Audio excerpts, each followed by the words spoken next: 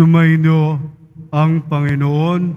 At sumaiyo rin. Ang mabuting balita ng Panginoon ayon kay San Lucas. Papuri sa iyo, Panginoon. Noong panahong yun, samantalang naglalakad sina Jesus at ang kanyang mga alagad, may taong nagsabi kay Jesus, "Susunod po ako sa inyo kahit saan." Sumagot si Jesus, "May lungga ang asong gubat at may pugad ang ibon, ngunit ang anak ng tao'y wala man lamang matulugan o mapagpahingahan." Sinabi ni Jesus sa isa, "Sumunod ka sa akin." Ngunit sumagot ang tao, "Panginoon, hayaan po muna ninyo akong umuwi upang ipalibing ang aking ama." Sinabi ni Jesus sa kanya, "Ipaubaya mo na sa mga patay ang paglilibing ng kanilang mga patay. Ngunit ikaw, humayo ka at ipahayag mo ang tungkol sa paghahari ng Diyos." Sinabi naman ng isa, "Susunod po ako sa inyo, Panginoon, ngunit magpapaalam muna ako sa aking mga kasambahay." Sinabi sa kanya ni Jesus, "Ang sinumang nag-aararo at palaging lumilingon ay hindi karapat-dapat sa paghahari ng Diyos." Mga kapatid, ang mabuting balita ng Panginoon. Pinupuri ka namin, Panginoong Hesukristo. Magsiupo muna tayong lahat. Ang ating Poong Jesus Nazareno sa ating pong ebanghelyo po ngayon, tinatawagan po tayo sa isang tiyak, single-mindedness na isa yung tutok upang kanyang maging tagasunod. Nangangailangan ng tutok sa pag-ibig sa Diyos. Yun po yung pinakalaman ng pagtutok ay naroroon ang tutok ng pag-ibig sa Diyos. At ang pagtatayo ng kaharian, higit sa lahat ano pa mga bagay sa buhay ng isang taong tinatawag ng Poong Jesus Nazareno. Ang pagpapalagana po ng mabuting balita para sa kaligtasan ay para po sa lahat, sa ating lahat. Kaligtasan, kaya sasabi ko po paulit-ulit, magkita-kita po tayo sa langit. Ito po ating destinasyon. Kasi kung hindi po natin ito babanggitin sa ating sarili, ay hindi klaro. Saan ka ba pupunta? Anong direksyon meron tayo dito sa mundong ibabaw, na kung hindi po tayo tututok sa pag-ibig ng Diyos, at kung ang pag-ibig ng Diyos ay hindi klaro sa atin, saan tayo pupunta? Tanging ang pag-ibig ng Diyos ang tutok upang tayo makarating sa langit.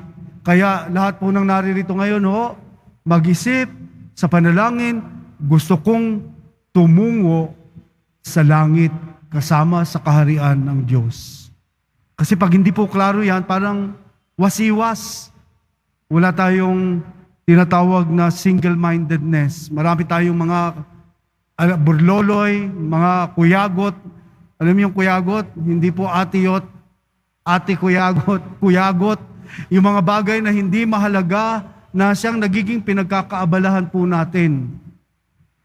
Kaya nga po, ang pag-ibig ng Diyos sa bawat isa sa atin ay kinakailangan trabahuhin habang tayo po'y buhay na naglalakbay po dito sa mundong ibabaw.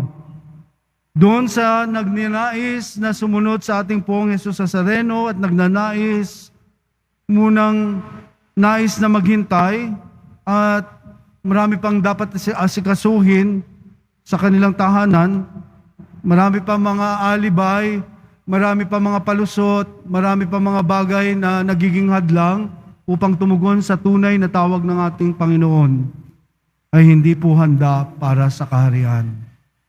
Kaya sinasabi po ng Poong Jesus Nazareno sa atin ngayon, ang pagbabalita po sa mabuting balita ay dapat tanghal. Alam niyo yung tinatanghal?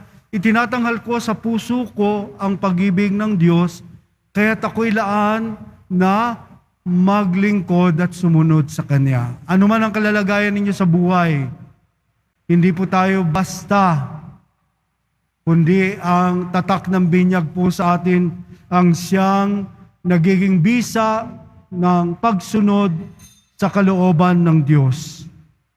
Ngayon po yung kapistahan po ni San Francisco de Assis, hindi po siya pari. Hindi po siya naordinahang pari. Siya ay isang ordinaryong brother na nagnais na sumunod sa kalooban ng Diyos. At hindi rin po tayo inaasahan na maging tulad din po ang pamumuhay na ginawa po ni San Francisco de Assis bilang tagapalimos, nanlilimos. Sa simula ng kanyang pagtugon sa tawag po ng ating Poong Jesus Nazareno, ang pagsandal sa kabutihan ng Diyos at pagsandal sa pagkakaloob ng Diyos. So kung tayo po ay anong gagawin po natin? Hindi po masama ang pagkalooban ng biyaya ng Diyos, mga bagay na material, ngunit mayroon pong mas higit na kayamanan na ninanais ng Diyos na maging tanghal sa atin at hawak natin, at ang tutok, single-mindedness. Kahit na ikaw ay sandamukmok na pera, meron kayo kayamanan, pero hindi po iyon ang ninanais ng Diyos na maging tanghal sa ating puso. Ang pag-ibig ang siyang higit sa lahat, na ito'y maaring instrumento rin po ng tawag ng Diyos upang ipamahagi sa iba. Magbahagi, mag-share. Kaya nga po sinasabing, kaya ka pinagkalooban ng maraming pera at kayamanan, ikaw ay instrumento upang tumulong sa iba. Ikaw ay instrumento upang magbigay ng buhay sa iba. Ikaw ay instrumento kaya't pinagkalooban ka sa dumukmok ng mga karta, salapi, pera, lahat. Pero ang lahat ng ito hindi dapat pang sarili. Ito ay dapat may bahagi. At bilang isang tagasunod ng ating Poong Jesus Nazareno, may taglay na tinatawag na ikaw ay tagapagtawid buhay ng mga mahihirap. Tulad po ni San Francisco de Assis, bilang mga Kristiyano po, tayo po'y tinatawagan magbahagi. Ang pag-ibig ng Diyos, una sa lahat, kapag ito ay tanghal, alam niyo yung tanghal, siya yung nakabandera sa puso natin. At dahil sa pag-ibig ng Diyos, kaya kong i-give up.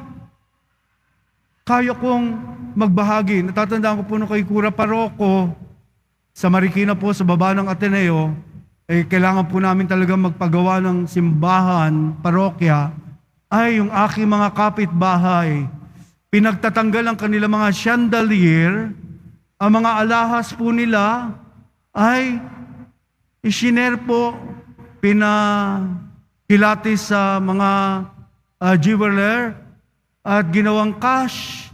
Nakabuo po ako ng simbahan. Lahat po na mga hikaw nila, na mga diamante, jamon, mga gold po nila ay kinolekta.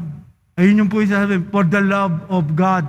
Dahil sa pag-ibig ko sa Diyos, hindi ko kakamkamin itong mga kayamanang ito na kumikislap, na may mga halaga na hindi ko naman madadala sa libingan. Alam po ninyo, ganun po ginawa ng mga parishioner ko, anuman ang meron sila sa bahay nila, na alam nila na hindi madadala sa libingan, i-donate po. Iyon po yung Kristiyanong pag-ibig.